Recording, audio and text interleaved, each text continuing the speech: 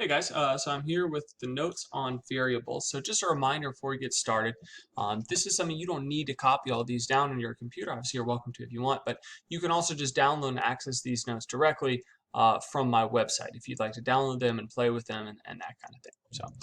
So we're going to talk today about variables, and this is something that's super foundational for all of our work. And variables basically are the way that we can store data in our program. So if you want to have some kind of piece of data that you can save and access later, a variable is how you can do that. And you see these in all sorts of applications, right? On your phone, you have settings, right? You have like the brightness setting, you have the volume setting, you have whether you're on vibrate or not. Those are all saved as variables inside your phone. When you're playing a video game, right? There's like the name of your character, there's like the health of your character, what weapon you're carrying, what button the space bar or what button makes you jump. Those are all examples of variables. So it's a way to store data that you can change later. Now, there are different types of variables that store different types of data. And we're going to learn plenty throughout the year. And in fact, we're actually going to be making our own types of variables not too long from now.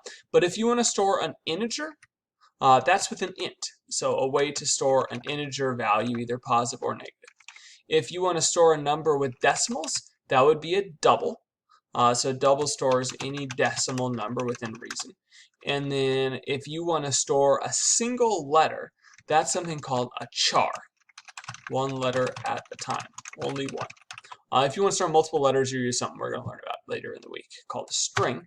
And then the other basic type of variable is called a Boolean, which is just either true or false. Like it's literally just either true or false. So those are the four basic types of variables that we're going to work with today. So let's talk about how to set them up, how to use them, how to change them throughout our program. So to declare a variable, you must give the type, a name, and an initial value. So if I want to declare, say, I don't know, an integer for my age, I can set an int called age to be 24, I wish. So this is me saying like, okay, I'm setting aside a new spot in memory. What I'm going to store in there is an integer. And then I'm going to call this variable age, and then I'm going to give it an initial value of 24. Okay, cool. So if you want to see this variable, you can print it out. So you use system.out.println age. Okay, and as you'll see, hopefully this compiles, like I'm not a total dunce, but when we run this, it actually prints out the value of the variable. So it doesn't print out the word age, it prints out the value. Notice it's not in quotes, right? If I put it in quotes, it would just print out the word age, right? We can see that right now. But as we'd expect, right, that's what we did. Oh no, that's what we did last week, and it just prints out the word age, which is pretty stupid. So you're printing this out, no quotes, and it gives you the value. Okay, now, so this is when you declare the variable. What if you want to change the variable? I've had a couple birthdays since I was 24, unfortunately. So if you want to change the variable, you don't give the type. You just set it to a new value. So I'm just going to set my age to be 33. It'll actually give me an error. I'll show you that. If I try and do like int age, it'll give me an error and say you already defined this integer object named age, so that's not going to work. But if I just go ahead and change it and then say I want to, like, I don't know, print it out again, then we'll see that it stores the new value. And throughout the rest of the program, it's going to have this value. Remember, your program is just kind of a series of directions. It just means one direction, then the next direction, then the next, then the next. Okay, so you can actually, if you want in a print line, you can combine words with variables in a print line. So if I wanted to like create kind of a full sentence out of this, I can just say like my age is, and then put a plus, and then age. Okay, now one thing I did there is I put a space in there. You'll notice if you don't. So mine says my age is. Plus, you could words with variables. You could print words with variables in a print line. You just use the plus to add them on. And also, if you want to add another word after it, you can add in, say, years, like that. Okay, so if we run that, you might run and see, oh, I wish there was a space in between 33 and years. Just put the space inside quotes, and then that'll be fine, and that'll show up nice. Okay, So that's the basics of how you can set them up. Let's say you wanted to store a decimal. So for example, say I wanted to store like my bank account. My bank account is not doing so well these days. Let's say negative $50,000.34. Okay, it'll print out positives or negatives within reason, and then it'll store that. You know, obviously, if I have payday, I can add a little money to it, but that's that. So that's how you store a decimal in a double. Okay, some other things. If you want the other types of variables, so if you want to store one letter at a time, that's what's called a char. Char stands for character. Okay, and you must store that letter in single quotes. So let's say, you know, like char, your grade is, I don't know, we're going to be optimistic, it's early in the year. Let's say you have an A. Okay, so that stores the letter A. Again, if it's a char, you can only do one letter. You can't have like an A plus or A minus or have the award. It's only one letter. So that's how you store that. And then if you want to see that, it's dot out a print line, your grade. Hopefully you still have an A by the time this prints, but that'll work. One thing I wanted to point out, the single quote is actually important. Because if you don't put it, it's going to think you're referring to another variable. Because one thing you could do is you can set a variable to equal another variable. So let's say I have a twin who has the same age as me. So I could just set up a twin's age to be equal to age.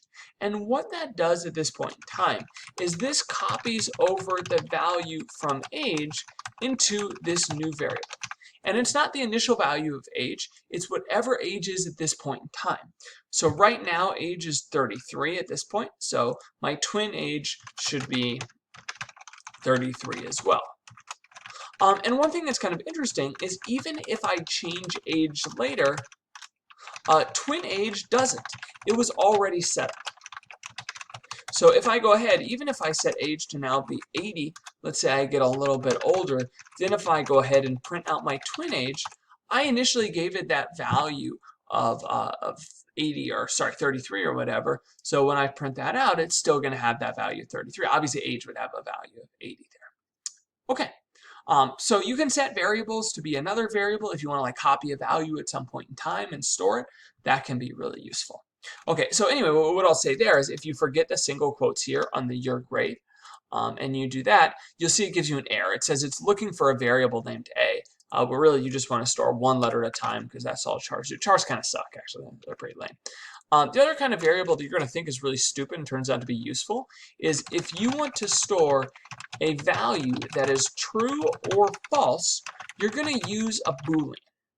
So if I want to use like Boolean, I am cool.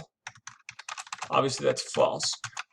But if you want to go ahead and print that out, notice how false sets up as one of those bright purple colors. If you want to print out I am cool, it's going to go ahead and print out the false. If you want to change it later, like, I don't know, maybe I somehow become cool. I'm not sure how that would happen. But I could change it to be true like that. And there you go. So that's an example there. You see it sets up false and true. It's just the words false and true. There's nothing else you can do with the Boolean. This is going to turn out to be useful when we try and have logic in our program. So if something is true, do something. If something is false, do something. So being able to have Boolean variables is very powerful.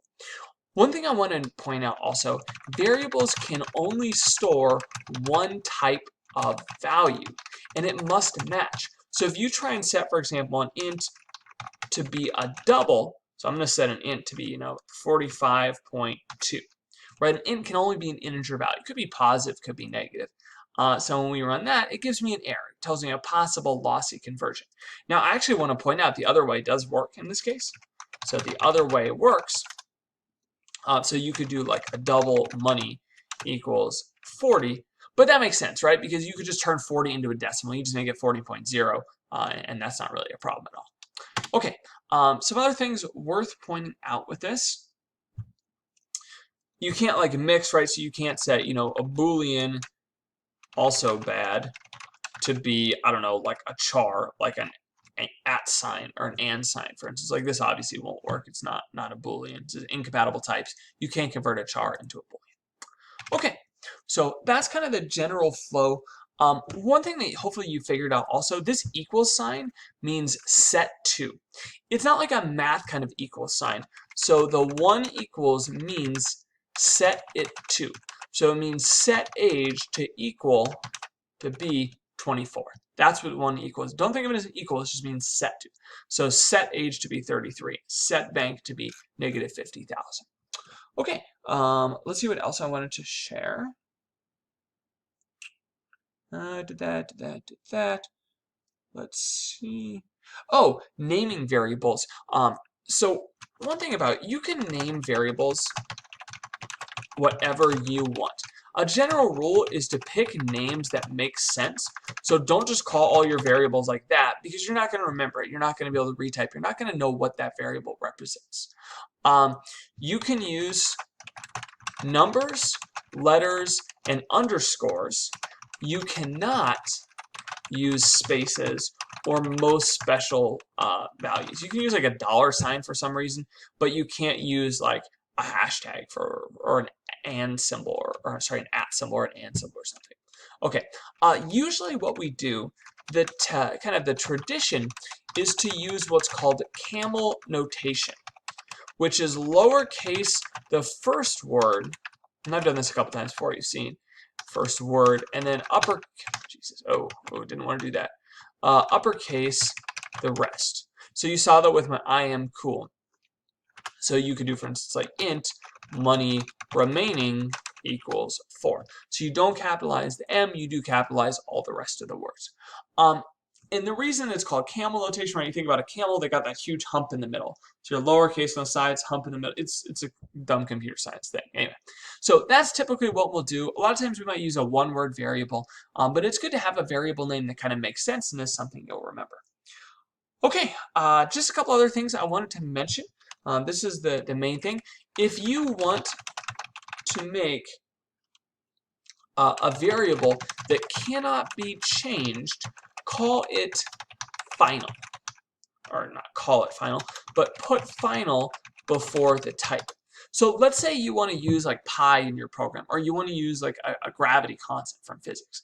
If you want to use pi in your program, pi is probably not going to change, right? You can't change pi. So you use the word final, which is a special word. So you do final double pi equals 3.141592653, yada, yada, yada. Okay. And you'll notice this can be used like anything else, right? If you want to see the value of pi, you can do that. You can set something else to be pi, but you cannot change pi or any final variable. And it's just a way to kind of give structure if you want a constant like this. So if you try and like change pi to be 4 because you're lazy, you'll see this actually doesn't even compile. It says cannot assign a value to the final variable pi. So you give an initial value, it doesn't work. Okay. The only other thing, this is kind of cool, you can do basic math. And you can do it in a print line, or you can do it in, for example, like a variable statement. So if I want to set something to be 2 pi, so I can do it like this. I can say, I'll make another double called 2 pi, and I can just set that to be pi times 2. Okay, so you can use plus, minus. For multiplication, it's shift 8 for the asterisk. Or for division, which is a little weird, we'll talk about that next lesson, but you just put a / like that. So that's how you could divide things like so. Okay, so that's how you can do math. So I can do it like that. I can also do this. I can set up like an int number of dogs. I don't have any dogs, but if I wanted to like add some dogs later, I could put in here like dogs plus 5. Well, let's pretend I had a dog. So if I had a dog, here it would be dogs plus 5. It would say, let's take the value of dogs, let's add 5 to it, and that should print out 6. Okay, great. So that's kind of the basics of variables. This is crucial. We will use variables in every single program we use for the rest of the year, and this is just how you store data. Okay, so best of luck. Hope this helped. Please email me if you got any questions, and I'll see you guys soon.